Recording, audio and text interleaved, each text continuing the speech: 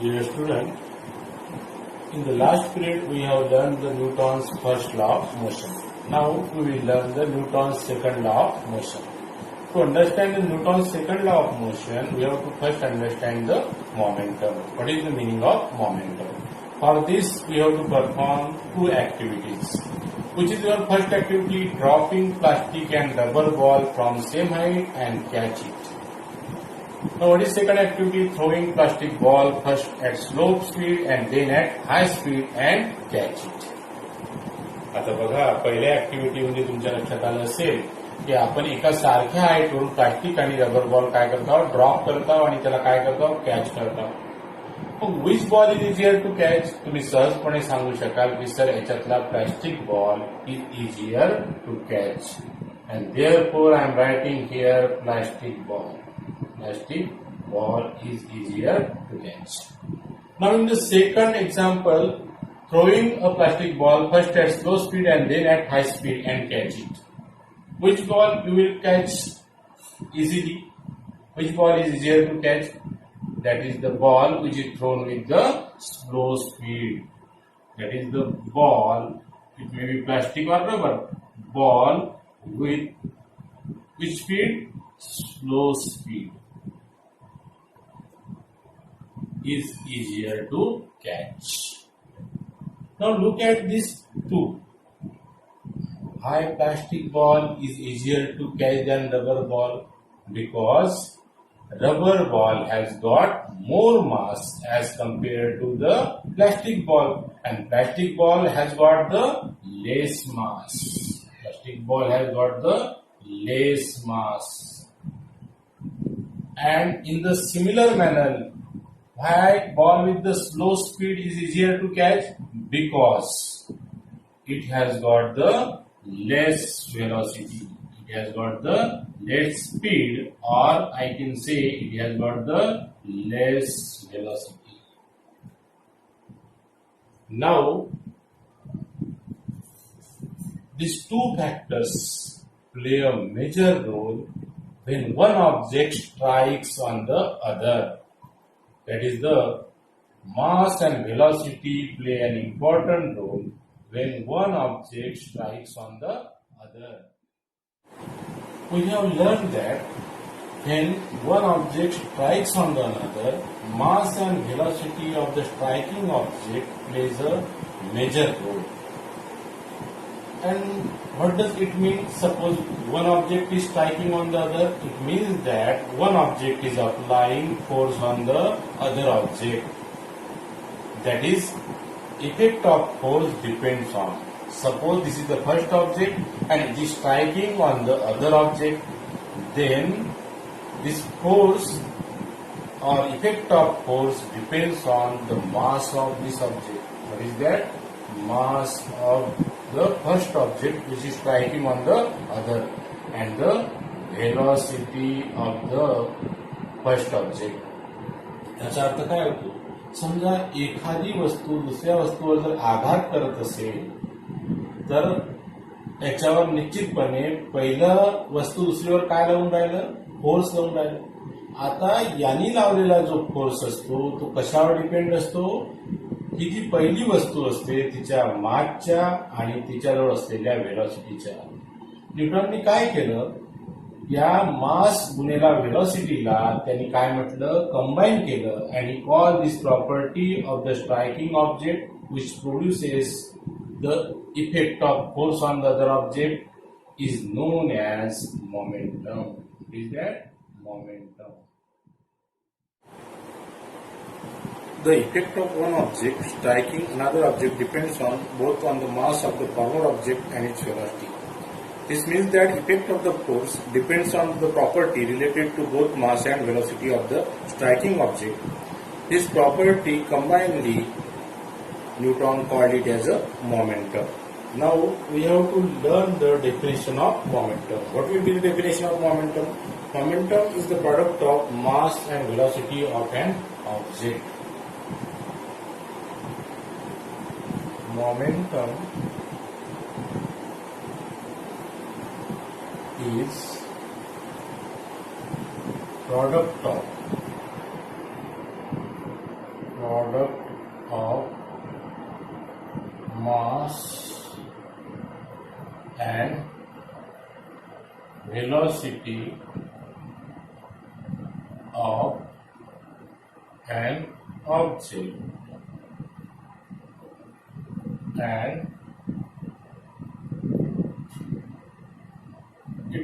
and it is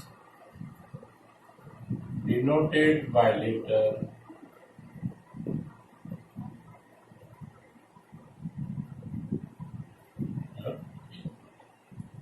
What is momentum? Momentum is the product of mass and velocity of an object, and it is denoted by letter P. What will be its formula? P will be equal to mass multiplied by velocity. Now we want the SI unit of momentum, that is P. Therefore, since P is equal to mass into velocity, what is the SI unit of mass? SI unit of mass is kilogram. What is the SI unit of velocity? That is meter per second. Therefore, what will be the SI unit of momentum? That will be kilogram meter per second.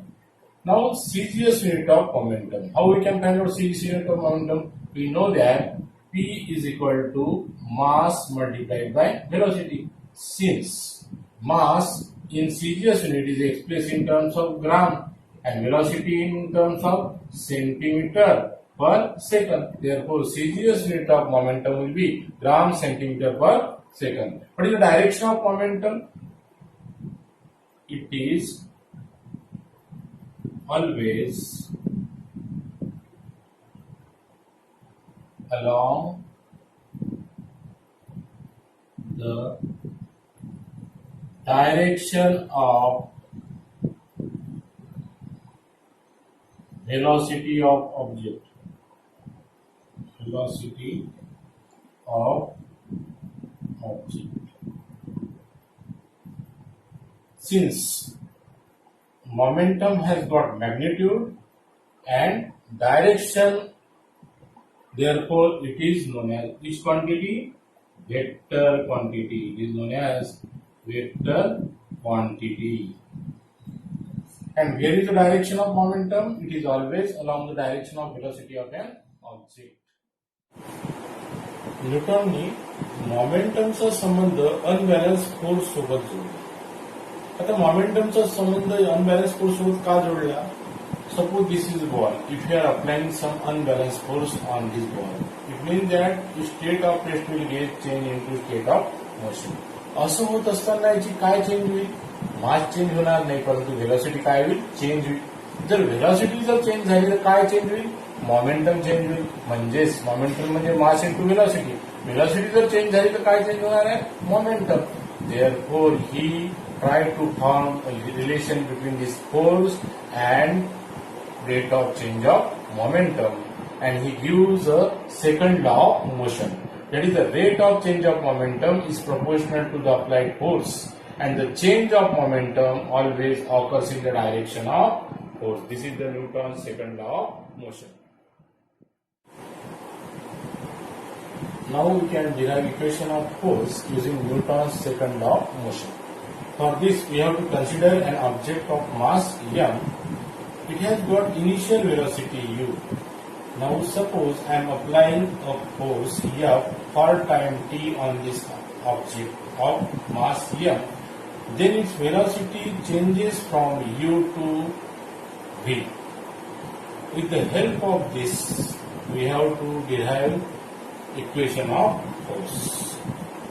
Now suppose I am applying force F on this object. Then I know that its velocity will change, therefore its momentum will also change, and therefore I am considering the first the initial momentum of the object. What is that? Initial momentum of object. What is momentum? It is the product of mass into velocity. Now, what is the mass of the object? That is m. And what is the initial velocity of the object? That is u. Therefore, initial momentum of object will be m multiplied by u because u is its initial velocity. Now second one is final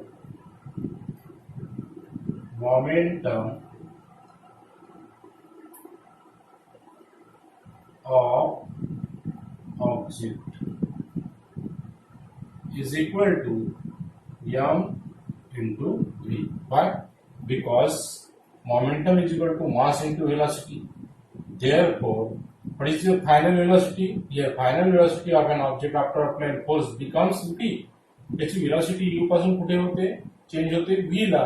Therefore, final velocity किती झाली v. And what is momentum? Mass into velocity. म्हणजेच काय होईल final momentum of the object? That will be equal to m into v. We have to find the rate of change of momentum. काय find out करायचं आहे आता आपल्याला? Rate of change of momentum. What I will find now? Rate of change of momentum.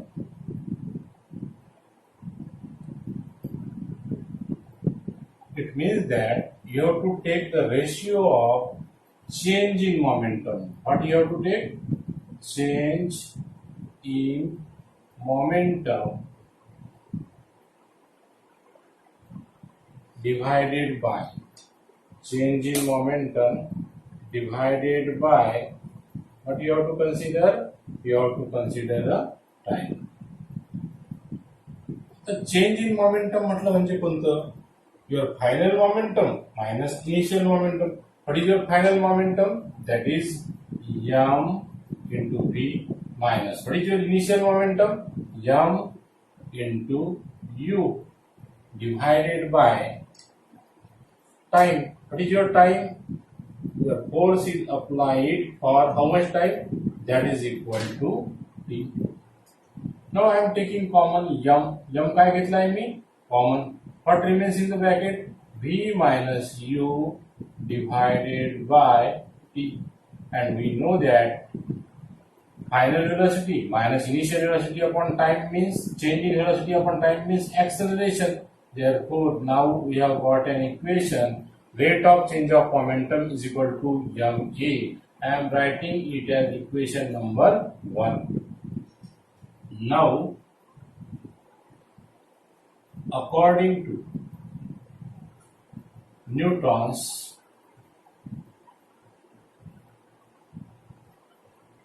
second law of motion, this rate of change of momentum is directly proportional to applied force. What is that? Rate of change of momentum is directly proportional to applied force. Rate of change of momentum is directly proportional to applied force. Applied force. Therefore, now in terms of mathematical language, what we can write? M into A is proportional to M. Now I want to remove this proportionality sign, and in place of proportionality line, I am writing K. Therefore, force will be equal to K into Ma. Suppose I am putting value of K equal to 1, then force will be equal to mass multiplied by acceleration, and this force is equal to mass into acceleration is known as equation of force. Now we have to find the unit of force. In honor of Newton, SI unit of force is known as Newton. Now we have to define a Newton. In order to define a Newton, first we have to learn that force is equal to mass multiplied by acceleration. Now I will write the unit of force. That is the unit of force. that is Newton, NEWTON is equal to, what is the unit of mass? That is equal to kilogram multiplied by, what is the unit of acceleration? Meter upon second square. Now here I have to define 1 Newton. Therefore I am writing 1. Therefore how I can define 1 Newton? 1 Newton is a, what is it? Force. Is a force necessary to cause an acceleration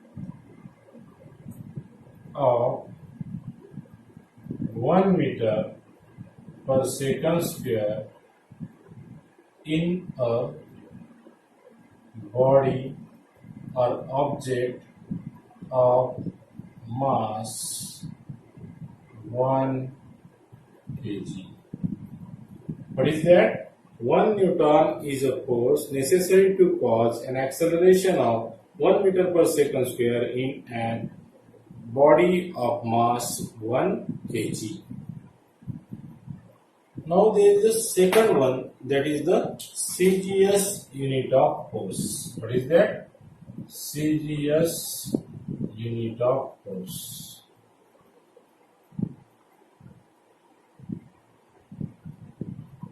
What is the CGS unit of force? CGS unit of force is dyne. D-Y-N-E. Dyne.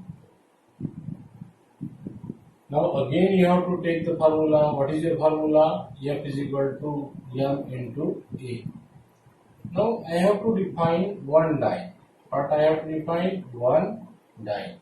In order to define one dyne, I have to write down the CGS unit of mass. What is the CGS unit of mass? Gram multiplied by. What is the CGS unit of acceleration? That is centimeter upon second square.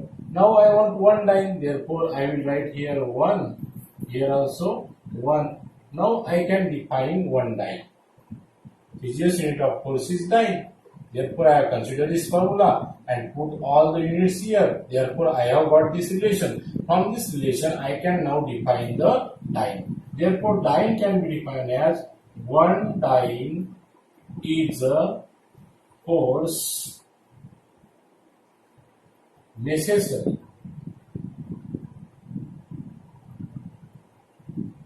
to cause an acceleration